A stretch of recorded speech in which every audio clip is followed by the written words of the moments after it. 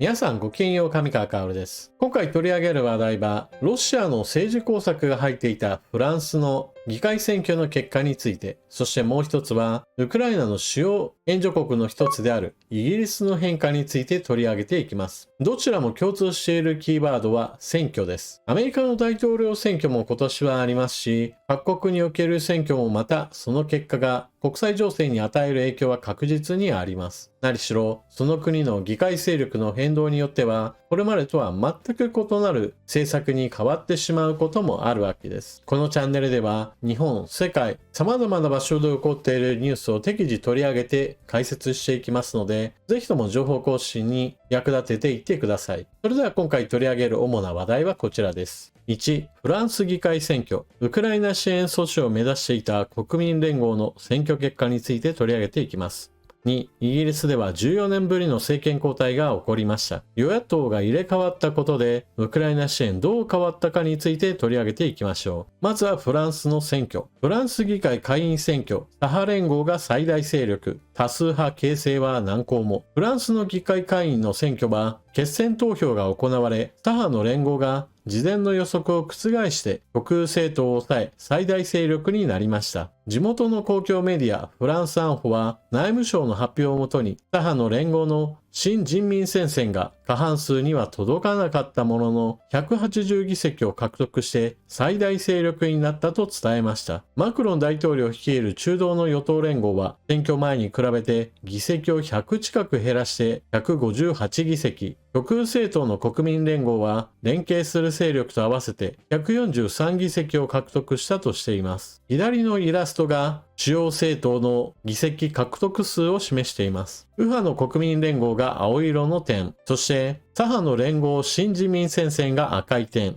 マクロン大統領の与党連合が黄色で真ん中あたりにあります。1週間前に行われた1回目の投票では国民連合と連携する勢力が得票率で首位に立ちましたが、決選投票に向けて新人民戦線と与党連合が200以上の選挙区で候補者を一本化し、国民連合が第一党になるという事前の予測を覆した形です。選挙の結果を受けて、新人民戦線の一角をなす急進左派の政党のメランション氏は、マクロン大統領に対し、新人民戦線に組閣を要請する義務があると迫りました。ただ、メランション氏の政党とマクロン大統領の与党は政策面で大きく隔たり、互いに連立を組むことを拒否しています。議会の多数派の形成は難航することが予想され、今後の政治の先行きには不透明感が強まっています。フランスの国内政治に関してはどのようなことになろうとも、ほとんどの場合日本国民にとっては関係ありませんから、このチャンネルで取り上げるときにはウクライナ情勢との関連が強いからこそ取り上げていると思ってください。そして今回のフランスの議会選挙においては、マクロン大統領の賭けが成功したと言われています。EU の議会選挙における国民連合の躍進に伴って、マクロン大統領はこのような結果を受け入れるのが厳しいとして、フランス国内における議会選挙においても改めて信を問うとしました。しかし、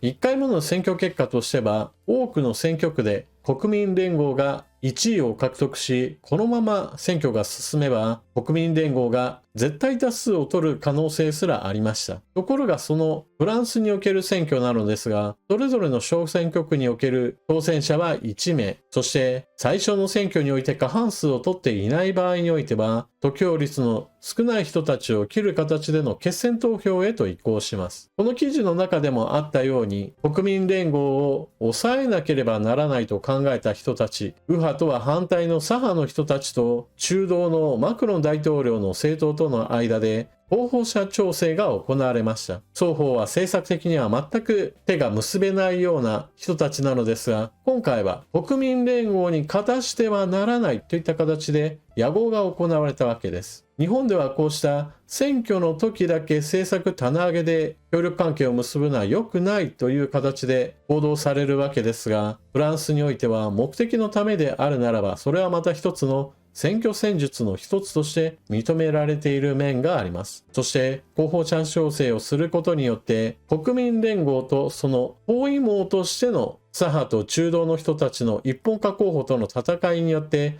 今回の選挙結果は決まったわけです。国民連合は第1回選挙においては圧倒的に勝者だったわけですが、決選投票では統一候補に敗れる選挙区が続出することにより第3党にとどまったわけです。これによってヨーロッパでの報道においてはマクロン大統領はうまくやりきったと評価されています。ただし、だからといってこれでフランスの政治が安定化するかといえばそうではありません。左派と中道の連携というのはあくまでも国民連合を第一党にしてはならないというその目的のための候補者調整でしたから、その後の政権作りに関してはまた別の話になるわけです。この後マクロン大統領の意向に沿うような形での連立政権が組めるかどうかといえばかなりの難航が予測され、それに伴ってフランスの政治は混迷の度合いを深めるのではないかという記事などが目立ちました。ちなみにこれがなぜウクライナ支援の話と関連するかといえば、国民連合は極右と呼ばれます。これは現在の前党首ルペン氏のその父親がある程度ナチスを容認するような非常に先鋭化した考え方を持っていて、 EU という枠組みに関してもこれを真っ向から否定する考えを示していました。反 EU といったところから、EU の人権擁護といった面から進められてきた難民の受け入れなどに関してもこれを強烈に批判していたことも反移民政党としての側面を持ちます。反 EU であるとか反移民政策といった部分に関しては、それは国内政策の部分でウクライナ支援と話は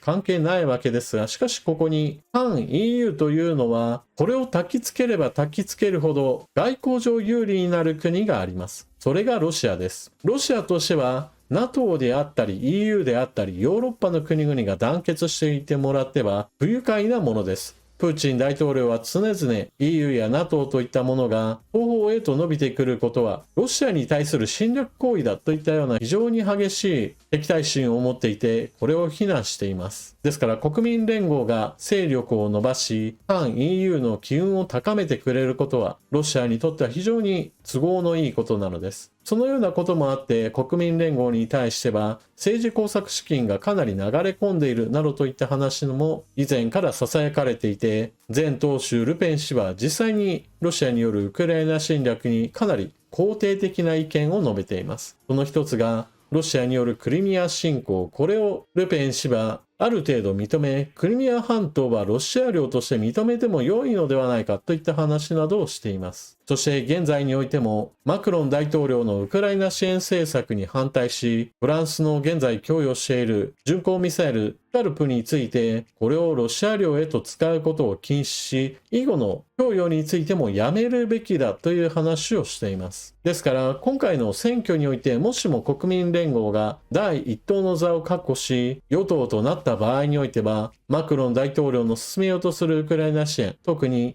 予算などについてこれを否決し続けるといった形で完全阻止を目指す可能性もあったわけです。今回のフランスの議会選挙というのはウクライナ支援という面で見れば国民連合の勝利を阻むことができたわけで、その点については良かったと言えるわけです。ただしその目的のために今度は左派が第一党となったわけで、政権運営それ自体は非常に困難なものとなっています。このようなフランスの混迷は残念ながらプーチン大統領にとっては喜ばしい出来事になってしまいました。次にイギリスで14年ぶりの政権交代が起こりました。これまで野党だった政党が与党になったわけですが、ウクライナ支援どのような動きになっているか見ておきましょう。ヒーリーイギリス新国防相ウクライナ訪問、新支援を発表。イギリスのヒーリー国防相はウクライナを訪問し、ゼレンスキー大統領と会談を行いました。両国の防衛協力、とりわけ長射程兵器のおかげでウクライナの軍人が海上陸上でロシアの攻撃から効果的に身を守れるようになっていると指摘し、イギリスへの強力な支援につきゼレンスキー大統領が謝意を伝えた。イギリス政府広報室はヒーリー国防相がウクライナへの新たな軍事支援パッケージを発表したことを報告している。支援内容は以下の通り、50口径弾25万発、空対地ミサイルブリムストーン90発、河川沿岸作戦支援用小型軍用ボート50隻、地雷除去用車両40台、防衛陣地構築支援用ブルドーザー61台、自走榴弾砲 AS90 10台、以前に供与された AS90 のスペアパーツと6万発の 155mm 砲弾を発射できるようにする32の新しい方針の供与。ヒーリー国防相はまた、政権交代前の4月に約束した軍事援助が加速され、今後100日以内にウクライナに全て届けられるよう当局に指示した。イギリスは今年4月、ウクライナに対する過去最大の軍事援助パッケージを発表。これには、車両400台、追加の長距離、精密誘導ミサイル、ストームシャドウを含む砲撃、防空ミサイル1600発、弾薬400万発、沖合襲撃艇を含む船舶60隻が含まれている。イギリスにおける政権交代は、イギリス国内の話としては様々な政策に変化が起こるでしょう。例えば、移民対策などは、これまでの政権では、ルワンダに送り返そうといったような計画を進めていたのですが、新しい政権においては、この政策そのものはもう凍結廃棄しても良いのではないかといったことが報じられています。そういったことについては、イギリス国内の話なのであまりウクライナ情勢と関わりはないわけですが、ウクライナ情勢の話として今回ご紹介したように、新しい政権では、今までの政権はウクライナ支援が不十分であったからこれを強化するといった方向で、これはウクライナ支援の話としては好転したと言えるでしょう。従来発表されていた過去最大の軍事支援パッケージについて、さらに前倒しで供与を進めるといったことや、またさらに追加支援の発表もあったわけなので、ウクライナにとってイギリスは今後も頼りがいのある国となっています。このようなイギリスの軍事支援加速については、プーチン大統領にとっては頭の痛い問題でしょ